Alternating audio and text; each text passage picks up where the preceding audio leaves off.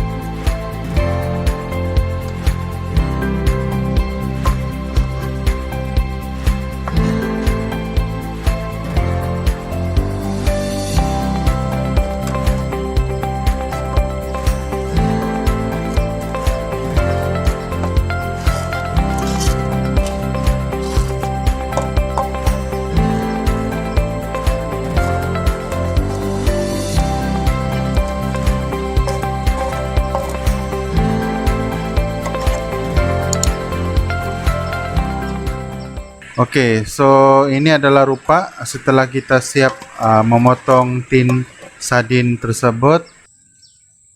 Kemudian kita sediakan bahan bakarnya. Kita start potong kayu kering. Size dia tuh ikut besar tin kamu orang lah.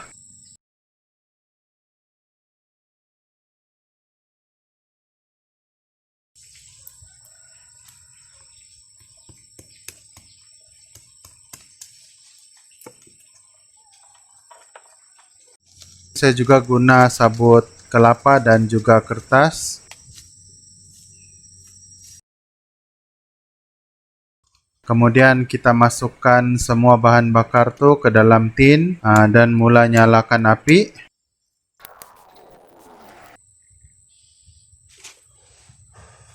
Kadang-kadang tuh kita juga kena tiup api dia sebab kalau tidak ada angin tuh api pandai padam lah. Setelah cukup besar api dia, kasih letak tuh gelas aluminium dan berisi air bersih dan tunggu sehingga mendidih.